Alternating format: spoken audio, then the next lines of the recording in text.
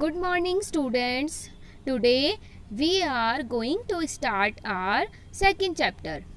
Failure is a part of life.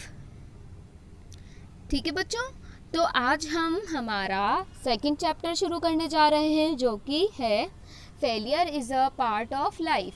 मतलब means failure जो है वो हमारी ज़िंदगी का एक पार्ट है, एक हिस्सा है. तो इससे हमें अगर फेल हो जाता है, कोई भी अगर फेल होता है तो इससे हमें हताश नहीं होना चाहिए, निराश नहीं होना चाहिए, डिसअपॉइंट नहीं होना चाहिए. हमें इससे सीखना चाहिए और आगे और मेहनत करनी चाहिए, हार्ड वर्क करना चाहिए ताकि हम आगे और भी अच्छा कर सकें, जिससे हम कुछ अच्छे मुकाम पर पहुंच सके. ओके स्टूडेंट्स, तो जो आज हम स्टोरी पढ़ने जा रहे हैं वह एक ऐसे ही महान इंसान के बारे में है.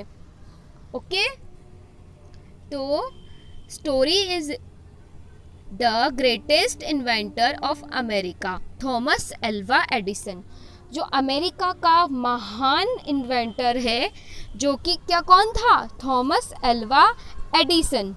ओके स्टूडेंट्स, तो आज हम थॉमस एल्वा एडिसन के बारे में पढ़ेंगे जो कि कौन था? अमेरिका का एक महान वैज्ञानिक था, खोज करता था. Okay, so in a village named Milan in Ohio lived the Edison's.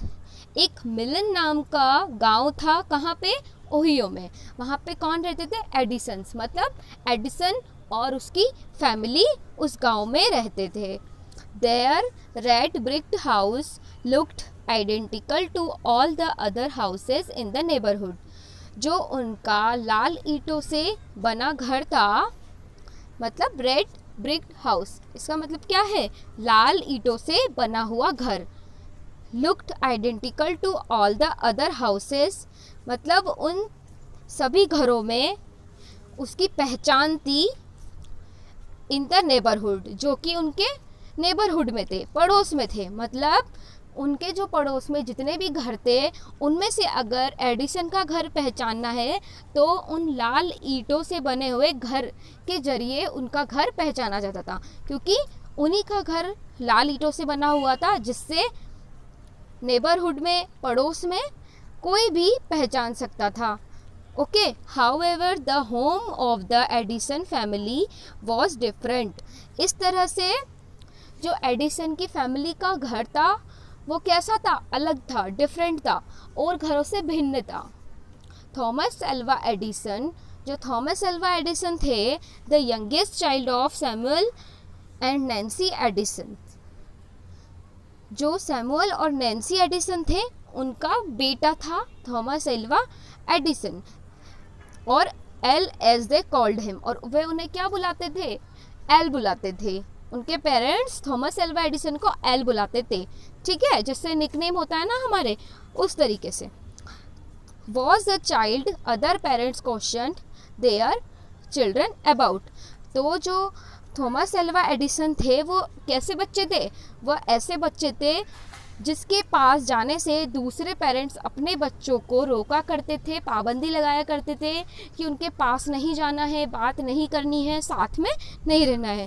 तो इस तरीके से मना किया जाता था. मतलब वो इस तरीके के बच्चे थे. क्यों किया जाता था, इसके बारे में हम आगे पढ़ते हैं. Thomas was known to tinker with things. Thomas किसके लिए जाना जाता था? जो चीज़ें होती थी उनके साथ छेड़छाड़ करने के लिए जाना जाता था. मतलब कोई भी अगर चीज़ है, कोई भी मशीन मान लो या कुछ भी चीज़ है, तो उसको वो छेड़ता था बिना किसी, मतलब उसकी मरम्मत करने लग जाता था बिना उसकी नॉलेज के, आधी अधूरी नॉलेज के ही वो उसकी मरम्मत करने लग जाता था, उसको छेड़छाड़ चालू कर देता था. तो वह इसलिए जाना जाता था. He would always speak of creating grand things that nobody really understood. वह हमेशा उन चीज़ों को बनाने, उन महान चीज़ों को बनाने के बारे में बोलता था. ठीक है, उनको कुछ क्रिएटिंग थिंग्स जो होती हैं वो करने की कोशिश करता था, तो उन्हीं के बारे में वो बोलता था जिसके बारे में कोई नहीं जानता था, मतलब कोई उसकी बातें समझता भी नहीं था. Okay, even the teachers were tired of his repeated failures in tests. यहाँ तक कि जो उसके टीचर्स थे, अध्यापक थे, वह भी उससे परेशान हो गए थे। उसके जो फेलियर से, जो टेस्ट वो करता था, कुछ भी उसका टेस्ट या स्कूल में कोई टेस्ट दिया या फिर किसी भी चीज़ पे अगर वो टेस्ट करता था, एक्सपेरिमेंट करता था, तो उससे जो असफलता उसे मिलती थी बार बार, उससे वो परेशान हो गए थे, उसके टीचर्स भी। So one fine day the headmaster told his parents that he did not foresee a bright future for the child. एक दिन जो हेडमास्टर है उसने एडिसन के पेरेंट्स से कहा, क्या कहा था उसके पेरेंट्स से, देखिए, he did not foresee a bright future for the child, मतलब जो उनका बच्चा है वो, उसका आगे कोई फ्यूचर नहीं है, कोई भी ब्राइट फ्यूचर नहीं है, मतलब अच्छा फ्यूचर नहीं है कि वो आगे चल के कोई अच्छा आदमी बनेगा या बड़ा आदमी बनेगा या आगे कुछ कर सकता है, तो उसका ऐसा फ्यूचर बिल्कुल भी नहीं है। Even if he continued in school, अगर वह स्कूल में कंटिन्यू करता है तो भी उसका आगे कोई फ्यूचर नहीं है, मतलब उसका स्कूल में पढ़ना और नहीं पढ़ना दोनों बराबर है, उसके स्कूल में पढ़ने का कोई मतलब नहीं है। He is a lost child, वह एक ऐसा बच्चा था जो खोया खोया सा रहता था, अपने में ही खोया रहता था वो, ठीक है, मतलब उसको किसी से इतना कोई मतलब नहीं होता था, वह अपनी ही चीज़ों में खोया रहता था, उसको जो करना होता था वो वही करता था। Mrs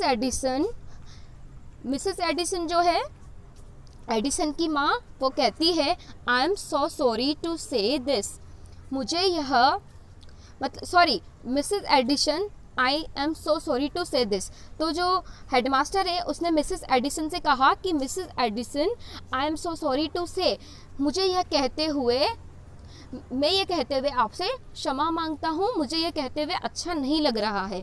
his grades are terrible, जो इसके ग्रेड्स हैं, मतलब उसके जो मार्क्स आते थे स्कूल में, वो कैसे है, भयानक है, टेरिबल है, खराब है, मतलब बहुत। I doubt he can go फार, मुझे डाउट है कि ये आगे जा सकता है, आगे दूर तक जा सकता है, मतलब आगे पढ़ सकता है, मुझे इस पे डाउट है, ये आगे नहीं पढ़ सकता। सेड द हेडमास्टर सिंपैथिकली, ऐसा हेडमास्टर ने कहा उसकी माँ से सिंपैथी के साथ। Okay, so Mrs Nancy Edison was dejected, तो जो मिसेस नैन्सी एडिसन थी उन्होंने निश्चय किया है, मतलब वह भी डिसअपॉइंट हुई, उन्होंने मतलब वो हताश नहीं हुई, उन्होंने आगे कुछ करने का डिसाइड किया, but she decided not to give up, वह हताश तो हुई, मतलब हताश भी नहीं हुई, उनको बुरा लगा, लेकिन वो फिर भी उन्होंने डिसाइड किया कि वो गिव अप नहीं करेगी, वह उसे ऐसे ही नहीं जाने देगी, वह एडिसन पे मेहनत करेगी और उसे एक अच्छा आदमी बनाएगी पढ़ा लिखा कर, ठीक है। तो आगे देखो वो क्या करती है, I will home school Thomas, जो थॉमस है मतलब एडिसन, उसे वह क्या देगी, होम स्कूलिंग, मतलब घर पे ही उसे स्कूल की तरह पढ़ाएगी। Your school doesn't deserve a child as special as him, उसने क्या कहा कि जो आपका स्कूल है वो एक ऐसे बच्चे को डिजर्व नहीं करता है, जो कि कैसा, मतलब एडिसन जैसे बच्चे को डिजर्व नहीं करता है। ऐसे स्पेशल जो चाइल्ड है, ऐसा स्पेशल स्टूडेंट, मतलब वह अपने आप में एक ऐसा बच्चा था जो हर टाइम कुछ ना कुछ करना चाहता था, जिज्ञासु था, क्यूरियस। ओके, तो ऐसे बच्चे को आपका स्कूल डिजर्व नहीं करता है। And Mrs Edison and broad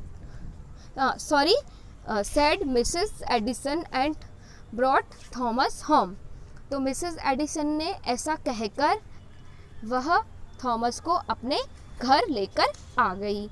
she taught him to read, उसने उसे क्या सिखाया, पढ़ना सिखाया।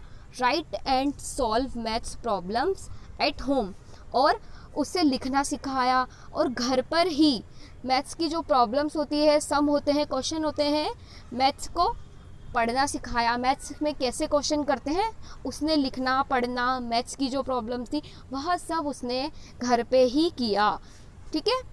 Thomas was a curious child. जो थॉमस कैसा बच्चा था, एक जिज्ञासु बच्चा था, मतलब हर वक्त वह कुछ ना कुछ करना चाहता था, जानना चाहता था। He would often ask questions about various things. वह हर वक्त मतलब क्वेश्चंस करता रहता था, कई चीज़ों के बारे में क्वेश्चंस पूछता रहता था। And his mother always encourage him to go looking for the answers. और जो उसकी मम्मी थी, उसकी माँ थी, वह हमेशा उसे इनकरेज करती थी, मतलब प्रोत्साहित करती थी। हमेशा उसे ऐसा बोलती कि हाँ, कि तुम इसे खोजो, इस क्वेश्चन का आंसर ढूंढो कि इसका क्या होगा। मतलब उसकी जिज्ञासा और भी बढ़ाती थी। ओके, उसके आंसर्स उसको देती थी। Thomas gradually become an avid reader and was excellent at maths. जो थॉमस है वह आगे चलकर धीरे धीरे एक बहुत ही जिज्ञासु रीडर बन गया, मतलब पढ़ने वाला, ठीक है, बहुत ही अच्छा। और वॉज एक्सीलेंट एट मैथ्स, मतलब मैथ्स में काफ़ी अच्छा हो गया, उसकी गणित जो थी वह काफ़ी अच्छी हो गई। Meanwhile the family moved to another town called Michigan. तो कुछ समय के बाद इसी दौरान जो उनकी फैमिली थी वह कहाँ शिफ्ट हो गई, एक मिशिगन नाम का एक गांव था, टाउन था, वहाँ पर वह चली गई। Thomas still dreamed of creating great things. तो थॉमस का जो ड्रीम था, उसका सपना था, वह अभी भी यही था कि वह कुछ अच्छी चीज़ करे, कुछ अच्छा खोजे, कुछ अच्छा बनाए। So for years he sold candles and newspaper at the local station. तो कई सालों तक उसने क्या किया, कई सालों के लिए उसने कैंडल्स को बेचा और न्यूज़पेपर को बेचा। कहाँ पर, लोकल स्टेशन, जो लोकल स्टेशंस होते हैं कोई भी, वहाँ पर उसने न्यूज़पेपर और कैंडल्स को बेचा, मतलब अखबार और मोमबत्तियाँ बेची।